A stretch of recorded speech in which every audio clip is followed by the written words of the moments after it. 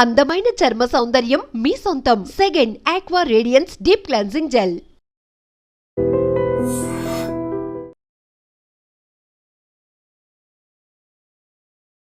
వారం రోజుల నుంచి ఏ వీడియో చూసినా ఇగో వీళ్ళ గురించే వార్త, వీళ్ళ గురించే చర్చ. రోజుకో ట్విస్టు, రోజుకో సంచలనమైన విషయాలు బయటకు వస్తాయి. మళ్ళీ ఈరోజు కూడా ఇంకో సంచలనమైన విషయం బయటకు వచ్చింది. ఒకసారి చూద్దాం. రాజా రఘువంశీ సోనం హనీమూన్ కేసులో కొత్త విషయాలు వెలుగులోకి వస్తున్నాయి. నిందితులు ఎంత తప్పు చేసినా ఎక్కడో దగ్గర దొరికిపోతూ ఉంటారు. ఈ కేసులో సోనం కూడా అదే చేసింది. భర్తను చంపాలన్న కంగారులో కీలక ఆధారాలను హోమ్ స్టేలో విడిచిపెట్టేసింది. మేఘాలయ పోలీసుల దర్యాప్తు కీలకమైంది. ఈ కేసు గుట్టు విప్పడానికి అవి సహాయపడ్డాయి. సో ఎంత పెద్ద క్రైమ్ చేసినా నువ్వు దొరికిపోతావమ్మా.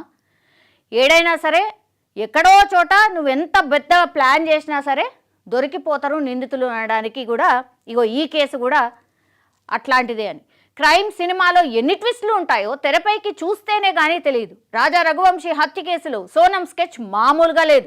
ట్విస్టుల మీద ట్విస్టులు బయటపడుతున్నాయి. భర్తను చంపిన విషయంలో ఎలాంటి ఆధారాలు దొరకకుండా జాగ్రత్త పడింది సోనం. భర్తను దూరం పెడుతూ తన ప్లాన్ ఒక్కొక్కటిగా అమలు చేస్తూ వచ్చింది. నిందితులు అరెస్ట్ కావడంతో మేఘాలయలో ఏం జరిగింది? ఆ గుట్టు విప్పే పనిలో పడ్డారు ఇందోర్ పోలీసులు. రాజా హత్య కేసును ఛేదించడంలో హోమీలో కీలకమైన ఆధారాలు మేఘాలయ పోలీసులకు చిక్కాయి. అప్పటి వరకు వీరి గురించి ఎలాంటి ఆచూకీ లభించలేదు. చివరికి హోమ్ స్టే కీలకంగా మారిపోయింది. అక్కడ దొరికిన ఆధారాల్లో మంగళసూత్రం, చేతి రింగు లభించాయి. దాని ఆధారంగా కేసు ఒక్కో అడుగు ముందుకు వెళ్ళిందని మేఘాలయ డీజీపీ నోంగ్లింగ్ ఆయా విషయాలు మీడియా దృష్టికి తీసుకొచ్చారు. రాజా సోనం జంట మే 20న గౌహతి మీదుగా మేఘాలయకు చేరుకున్నారు. మే 23న తూర్పు కాశీ హిల్స్ జిల్లాలోని సోహ్రాలో నోంగ్రియాంట్ గ్రామాల్లో హోమ్ స్టే చేశారు. ఆ తర్వాత అక్కడి నుంచి సోనం సహా నిందితులంతా కనిపించకుండా ఎస్కేప్ అయిపోయారు.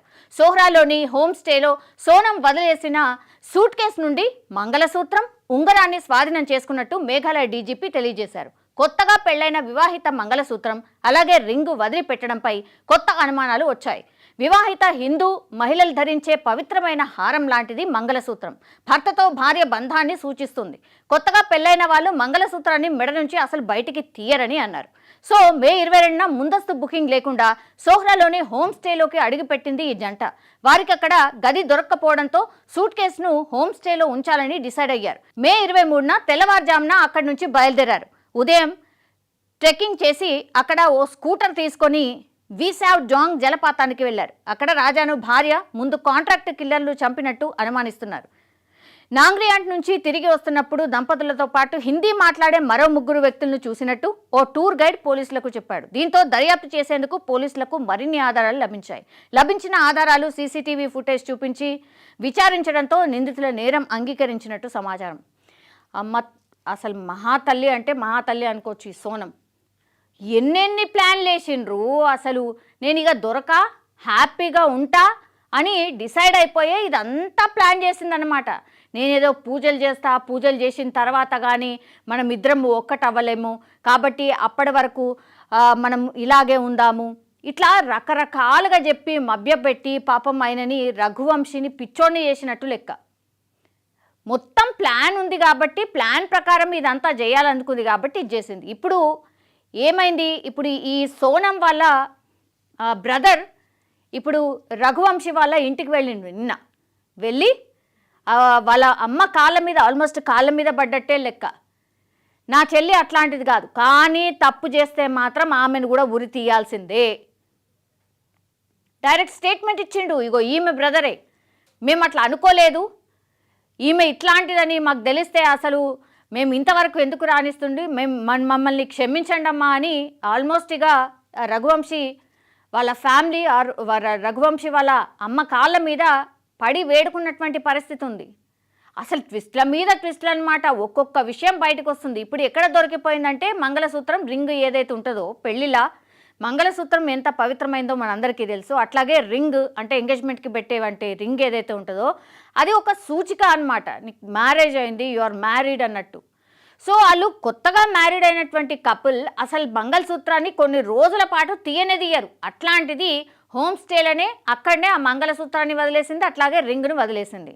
దీంతో అక్కడ వీళ్ళకి పోలీసులకు అనుమానం వచ్చింది. అదేంది సో అసలు భర్తను చంపినరు, ఈమె కూడా ఏదైనా మిస్ అయిందా అన్న కోణంలో అప్పటి వరకు దర్యాప్తు జరిగింది.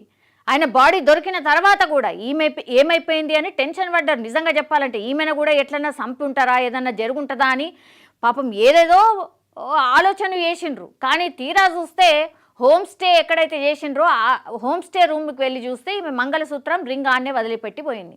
ఓహో ఇదేదో కథ వేరే ఉందని డిఫరెంట్ యాంగిల్లో ఆలోచించడం మొదలుపెట్టిండ్రు, దర్యాప్తు చేయడం మొదలుపెట్టిండ్రు. అప్పుడు ఒక్కొక్క క్లూని పట్టుకుంటే అమ్మగారి డొంకంతా కదిలింది.